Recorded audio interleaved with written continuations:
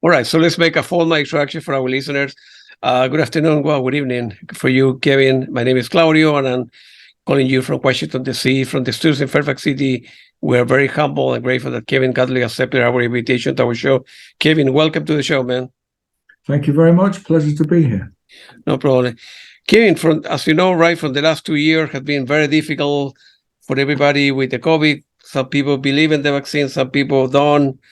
And how the COVID affected you, your life, inability to tour, your sanity. How you holding up? On the surface, it hasn't really affected me a great deal because I'm not a hugely social animal. I don't go out a great deal, and I mostly work from home. So I suppose superficially it meant that I carried on doing what I was doing before. I just saw fewer people less often. And thank goodness neither myself or my wife have caught COVID. Yeah. So we've all had our vaccinations and boosters and so on and so forth. What it did do, I guess, was create an environment that told me I should be doing something as opposed to just letting the world wash over me. And I think we're talking probably 2019, 2020 now. Yeah. I guess I'd had the stirrings to try and make some solo music, which I'd not done before. I'd never done that before. Probably because I haven't felt confident enough to do it before, and I don't play an instrument. I don't play a guitar or keyboards, and the way I usually write songs with people is to sit opposite them while they play, and I respond to what they play with tunes and with lyrics, but that didn't exist for me, nor was it about to exist in the current climate of COVID. Yeah. So I think it was a year or two before, out of the blue, a couple of people who I didn't know sent me 2 pieces of instrumental music out of the blue and asked if I'd be interested in writing a song over the top of them. Yeah. And I did that, and I enjoyed the experience. So I thought, well, maybe that's a possible way to approach making an album, a Kevin Godley album.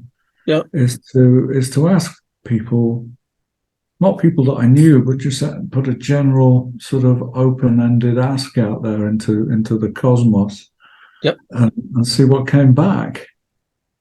And so I did, and I was excited to find out that a lot of people would be interested in working with me as a writer. So I think I got about 300 or so pieces of music. I was expecting 50, 60 or something. Yeah. Wow. And I got a lot, and it was like, oh, how the hell am I going to decide what to do? But that was amazing. I'm not very technically minded. Traditionally, in a recording situation, I've been sat at the back on a sofa while someone was tinkering with a recording console, and you had to put microphones and plug things in. But I had to learn how to use things. I had to figure out how to use the simplest of devices, GarageBand, which I did, because all I was really going to do was add vocals to something. Yep. So I started going through the pieces of music that people had sent me, and they said I'd asked for sort of mixes, rough mixes. So I listened to things and I responded to them, and if I felt I could do something, I started to do something with them, and I eventually whittled that huge amount of stuff down to the finished, I think it was 10 or 12 pieces of music that I felt were going somewhere. And I took each one to a certain stage and then emailed the results back to the person who sent me the material, who I didn't know. And mostly they said, that's pretty good, carry on. And I just did. I kind of finished each one and everybody signed off on it. So in one sense, it was a Kevin Godley album because I'd instigated the idea and the finished songs were my idea. But it was equally due to the music that I'd been sent, which was an incredible, diverse collection of music. And that was very stimulating for me because, I don't know, in a way, it was like sitting down opposite somebody and writing with them. But in this case, there was more to write to because it was almost like a mix of different instruments. Whereas when you write with somebody in the same room, it's one instrument, it's a keyboard or it's a guitar. This was different. And I didn't have to make anyone coffee all day. So it was different, but in many ways the same. Yeah. Because the tracks were so different, they had me thinking in different directions of how to respond to what I've been given. And I guess I was naturally driven lyrically by what was going on in the world at the time. And it was, as you rightly said, it was a very closed environment, a very closed world. And I was picking up what was going on in America at the time. I was catching things on the news. And this kind of stuff I don't usually write about. But it seemed important at the time, and indeed it was important at the time. And so I jumped in to that world, the real world, with both feet, and came up with stuff that I thought was quite good. The album got well reviewed. I don't know how many it sold. That wasn't the point somehow. I guess I was trying to prove something to myself. Prove that I could still do something, I guess, because I hadn't done something for a good while since working with Gouldman back in 2006. And it was a very satisfying experience. Yeah. We'll later on we'll talk about the album. It's a very good album, man. So I'm glad you did. I'm glad the people send you stuff, and it's a very good album. It was, as you mentioned, it was very well received. And let's go back to the beginning of your life. Were you born like in a musical family? I mean, how old were you when you perhaps began taking, I don't know, guitar lesson or piano lesson? Bringing me back to your childhood. So. Not really. I remember when I was very young. My mum had a little piano in the house, and I think her brother had a sort of traditional jazz band, or was part of a traditional jazz band. The only other musical connection was my dad had a number of shops in Manchester where I was born. Yeah. And one of the shops sold musical instruments. One of the other shops sold records and tape recorders and radios and cameras. And so all the stuff that I would eventually get into lived in these shops in a strange way.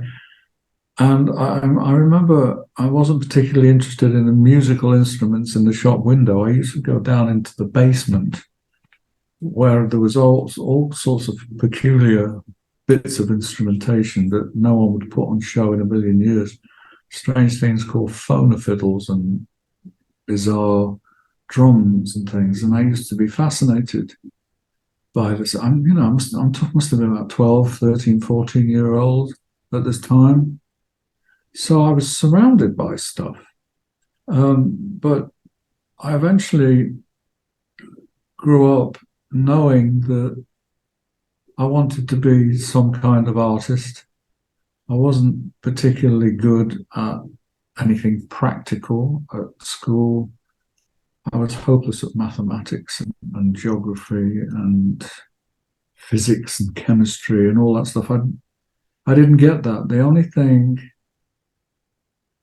thing that got through to me was art and music. In fact, I remember one incident when I must have been about 11 years old in school, and we used to have what they called music lessons, which essentially meant someone would come in and play a record to the class, mostly pieces of classical music that were considered to be good music by the music teacher.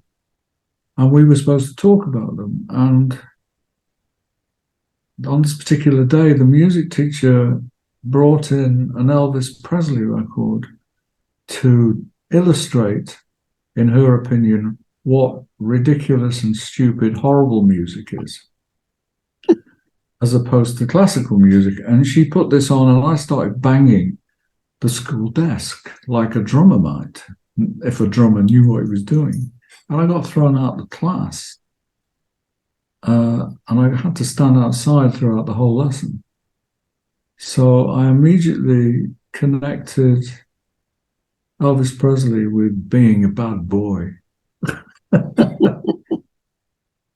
But it connected with me somehow. I mean, the sort of primitive nature of the sound was so opposite to what we'd been taught was good music. It just connected me. It was the times, it was the chemistry, it was about being young, I guess, which is why rock and roll took off. And I guess it must have started from there. I started hanging around, started buying records and listening to music and feeling that sort of generational change that was just kind of kicking off in America and was gradually kind of finding its way over to England via Radio Luxembourg and so on and so forth. And I would lie in bed at night trying to tune the dial to find Radio Luxembourg and heard some amazing music that gradually became part of my DNA, I guess. And, you know, like any kid, we were all looking for cool things to do. What would be a fantastic, let's start a group.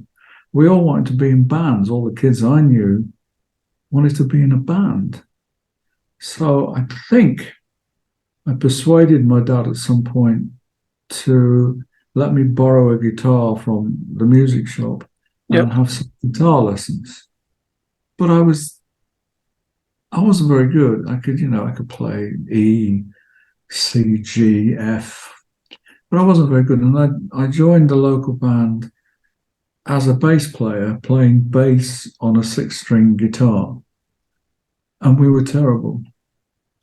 The name of the band, I think, was Group 17.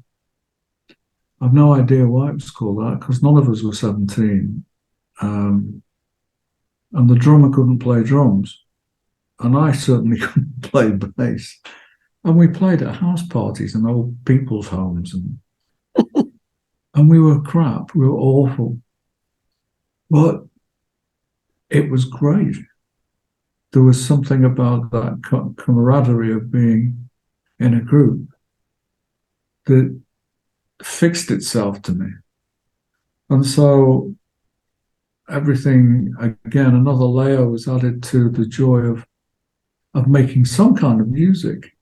And my neighbor, who was the drummer in the band, had been given a set of drums by his wealthy dad, and he couldn't play to save his life.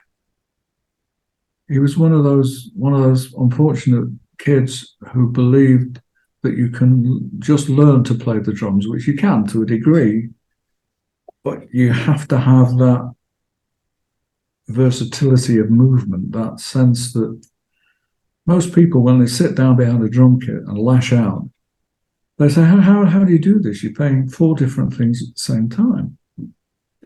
But what they don't get is that you're playing 4 parts of the same thing. at the same time, and there's a world of difference. So one day he let me sit down behind the kit and try and play, and I had that independent suspension thing.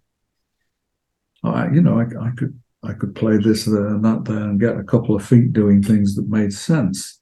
So I switched to drums at that point, even though I didn't have a kit really.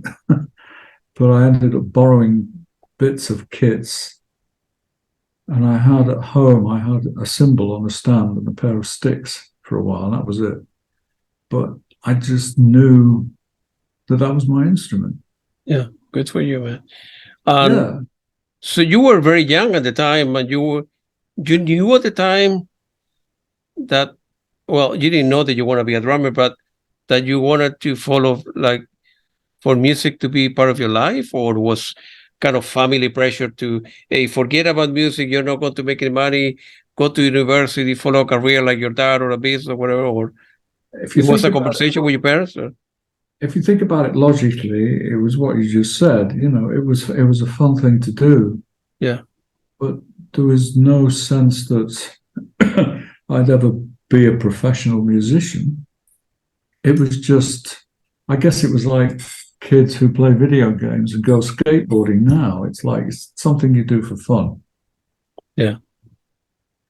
And of course, your parents, whose job it is to make sure that you travel through life safely, were trying to persuade me to come into the family business, you know, take over where my dad left off, or do something useful. So I guess as the only thing that I was good at school was art, I ended up going to art school. Yeah. It wasn't as clear to me as it was to my mum and dad. They wanted me to go to art school to study, to get a degree, so I could become a professional graphic designer. That was the reason I went to art school. I didn't go to art school to learn how to dance, take drugs, and have a good time. That was what actually happened at art school, as well as learning a bit about graphic design. Yeah. But being at art school in the sort of early to late 1960s was a petri dish of all sorts of new ways of looking at things at that period of time.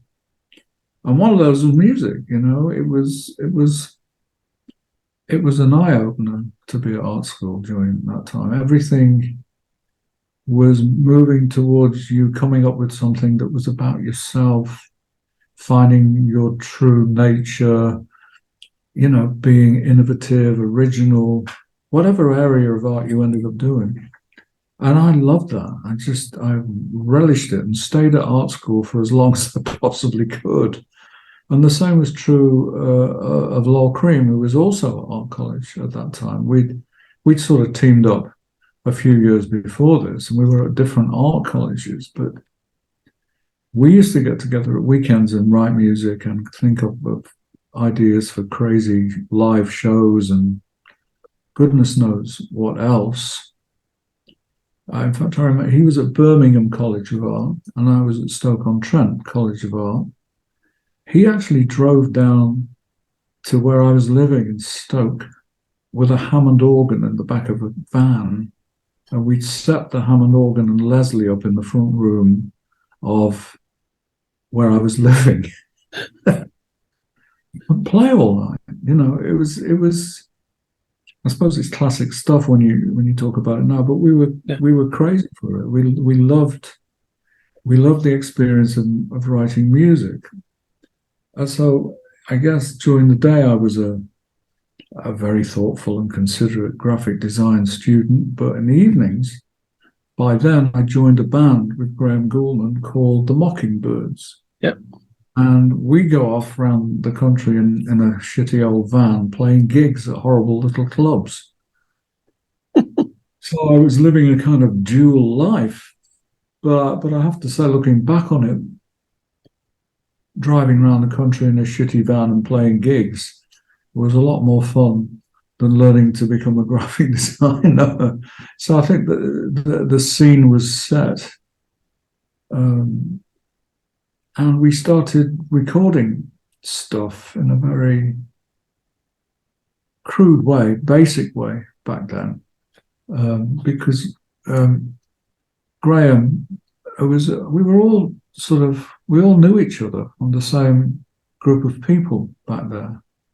And Graham became our mentor, if you like, and liked the songs that we were writing. So he invited us around to his place to record them on an old Revox 2-track, which was our first experience of recording anything. And again, that lifted it slightly, into the realms of, that's even more exciting. And there's a record out now with some of those tracks on it. Yep. Well, we'll talk about that. So you and Lol Creme were a fantastic team. Together you produce an amazing artistic output. Can you tell us a little bit and how you met and started collaborating, and then what led to a good friendship for many years? Yeah, we met. Gosh, I must have been 14, 15 or 16. Yeah. I borrowed an 8mm film camera. Yep. And wanted to make a film. I wanted to make Dracula on 8mm. I was going to play Count Dracula. Yeah.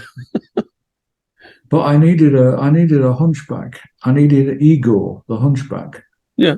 Being Dracula, which was wrong for the start because there was no Igor in Dracula. Igor was in Frankenstein. So I was fucked up from the start, really, but I thought it'd be great. Who do I know who could play this character? So I asked a few people, and they said, you want to go meet Lol Creme? He'd be perfect. He will be perfect for the part. Yeah, and indeed he was. He was very funny. He was a very funny guy, and we got on really well. So I filmed him, and he pulled a few faces and assumed the position. And we never got to finish the film, but we formed a bond over things we liked and the music that we liked. He was a guitar player, and so we started writing together.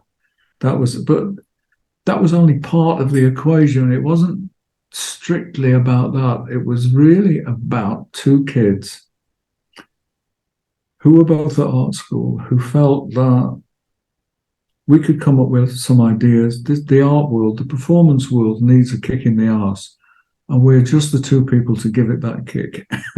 So we'd spend the weekends not only writing songs, but coming up with ideas for musicals and stage shows and books and goodness knows what. We'd fill notebooks full of mad ideas, and of course we could both draw quite well because we were art students, and they were very kind of creatively fruitful years. So it was a very creative partnership from the off. That was way before the internet. So were you writing like notebooks, like the art, the art kits, the architecture kits, right, stuff? Paper, pen and pencil. Yeah. And I guess the thing was, we wrote everything down. Yeah. But we found that, particularly with writing songs, we found that if you could remember it for longer than 10 minutes, then it was okay. We could carry on working on it. If you forgot it after 10 minutes, it wasn't worth it. No, it just wasn't there, whatever it was. And of course, we were inspired by what else was going on in the world musically. We were inspired by the Beatles. I remember we'd been writing at weekend, and we were both due to go back to college, so which we did. I drove back to Stoke-on-Trent on the Monday and walked into college. And this was when Sgt. Pepper had just come out, and everybody at the college had bought it. Every department in the art school was playing a track from Sgt. Pepper, And that was, the sort of printmaking department, the photography department, the sculpture department, the fine art department, all different rooms, all around the college, all playing a different track. Work had effectively stopped in the college. And the tutors and the students were poring over the gatefold sleeve and reading the lyric. It was like the whole, it was insane. It was insane because that particular record changed everything. It changed everything. It was, Elvis, when Elvis came along, he opened a crack in the world and he pushed it open. It was, if it was a door, he pushed the door open a bit. But when that record came out, Sergeant Pepper, it was like the Beatles kicked the door off its hinges. And it was like anything was possible. And so, okay, if anything's possible, let us in. And we walked through that door and started thinking in different ways and actually getting a little bit more serious about it. I think it was also the fact that, these guys had come up from nothing, from Liverpool, and they'd been resolute and stuck to their guns about what they wanted to do. And they changed the nature of the music business. I can't stress enough how what they did was influential. Not just the music, every single thing about the Beatles. They used their own names, which was unheard of at the time. Everyone had stage names. Their hair was different to everybody else's. Their instruments were different to everybody else. They were natural, where everybody else was kind of choreographed. They had a very unique sense of humour. And they were from Liverpool, which was down the road a bit from Manchester. And it was like, that could have been us. But they were brave enough to follow whatever their dream was turning into, and follow it and follow it and follow it. And what came out of this was a new form of music business. Don't forget, before then, bands or artists didn't write their own music. Writing was something that was done by songwriters, who then passed their songs to publishers, who would look for artists who would sing their particular songs. So there was a hierarchy. That was all destroyed instantly. An artist could write his own songs. Wow, okay, we'll do that. They opened so many doors. And as we shifted through the late 1960s into the 70s and beyond, suddenly, well, not suddenly, but gradually, the lunatics were running the asylum.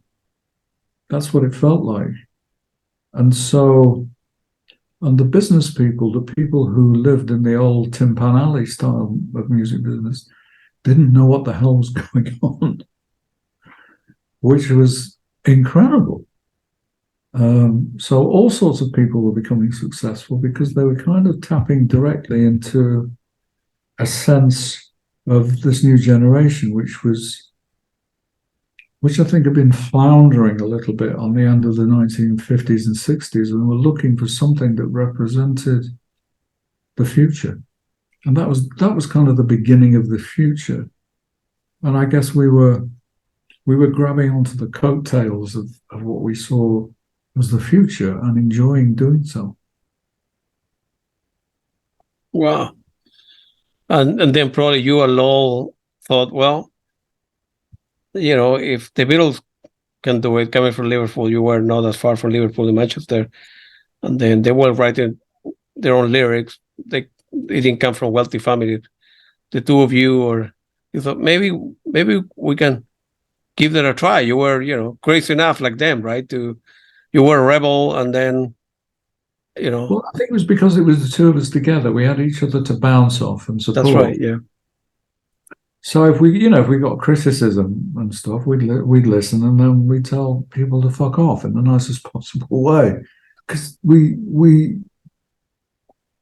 because of the way things were going, I guess we instinctively felt that there was a place for what we were doing. At some point in the coming years, we'd find our niche, which that's pretty much what happened. Yeah. You gotta be a dreamer to accomplish anything, right? So you gotta have some kind of we had a dream. It wasn't that clear. Yeah. It was a bit all over the place. Yeah. But we instinctively felt that whatever the hell was going on out there, we could contribute to it in some way, shape, or form. Yeah. Yeah. Recently, recently an album called Frap Juice Days, the Secret World of Godley and Creme was released. Can you tell me about this release and the pre-tendency period? Yeah, well, okay, so they're very early. These are the songs that a lot of them were the stuff that we recorded at Graham's house on his 2-track Revox. Yeah. Initially, anyway. But at some point during that period, Lol and I wrote a song called To Fly Away. And I forget the circumstances surrounding it, but we ended up in a studio in London recording it as a test. I can't recall. You have to forgive my memory on all this. It's a long time ago. It's okay. For Giorgio Gamelski, who started a label called the Marmalade label. Giorgio was a big guy in the business by now. He managed the Rolling Stones, the Yardbirds, a lot of big bands. And he was starting this label anyway. We ended up down there. I think what had happened is we'd recorded this at Graham's house, and maybe Graham had played it to him or something. So I ended up down there singing it, and we sang it and recorded it. And Giorgio liked my voice and wanted us to do some more stuff. And he included To Fly Away on a thing that he put out called the Marmalade Sampler, which was a track from every band that he had on the Marmalade label at the time. But the intention was for Godley and Creme to make an album of our songs. And the songs that you hear on Frap Juice were the songs that we sort of tentatively recorded initially at Graham's house, I think, at the time. So we were asked to come down to London to record them properly. The only unfortunate aspect of it was that he wanted to call us Frab Joy and the Runcible Spoon, which we thought Godley and Creme was more authentic. But, this is the first opportunity to record something and get something out to the world. We're not going to argue. So off we went, and we went down to London and recorded, I think it was at Advision Studios. And Graham came as well, and he played bass on the session.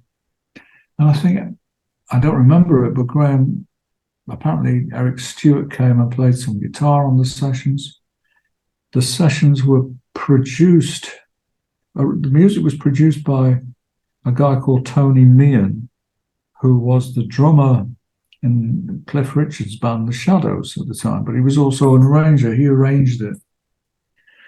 It was our first taste of working in a real recording studio in London. And that was an eye-opener. I mean, that was incredible. I mean, 2 kids down from Manchester for a few days recording in a proper recording studio. It was like, wow. So we did this. We recorded our songs and we went home. And unfortunately, the album never came out because Marmalade went under as a label.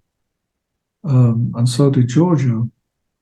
I don't know what happened to Giorgio, but so these songs were lost until I wrote an autobiography, an e-book a few years ago called Space Cake. And one of our diehard fans had found these pieces of music and I put them on a CD, and he sent them to me. So I sort of lifted them off and put some of them in the book itself. And, book came out, blah, blah. A few years later, John Reed it was last year, I think, John Reed from Cherry Red Records got in touch with me and said, we'd like to put these out on an album. So it was like, okay. Do it. Godley and Creme, music from the pram. It's sort of a very bizarre feeling, but some of them aren't bad. They sort of captured the spirit of who we were and the times. Absolutely, yeah. And showed an inkling of what we'd eventually turn into. So we agreed. And people seem to like them. Absolutely. I completely agree with you. You have been doing countless sessions working at Strawberry Studios in the late 60s. Yeah.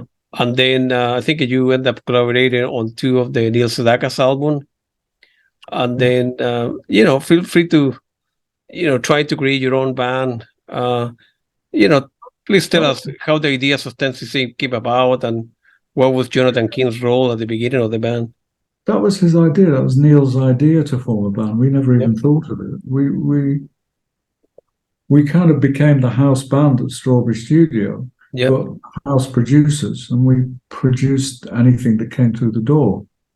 We kind of learned about the mechanics and what producing is.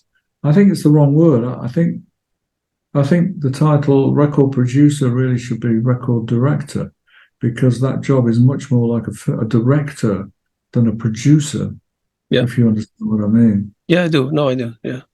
And we were quite good at it, a good sort of team. But Neil, after we worked with Neil in a different way, we were like a band, because it was recorded very simply, both those albums. We played as a band together in the studio live with Neil playing. And he said, you guys are really good playing together. You should form a band. But it hadn't really occurred to us seriously. Myself, Lol Creme and Eric Stewart briefly had a band called Hotlegs in 1969. We had one hit in the UK called Neanderthal Man. And then we couldn't get any further. So that's when we really fell into being a production unit and a session band. But when Neil suggested it, we thought, okay, we'll have another go.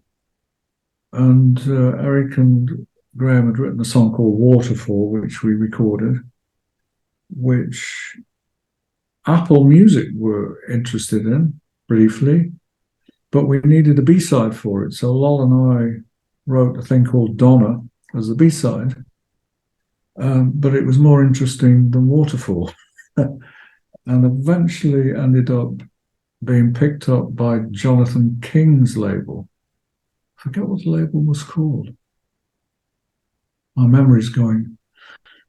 But that was our first record as 10cc, a name which he came up with. That was a hit record. It went to number 2 in the UK charts. And everything kind of kicked off from there.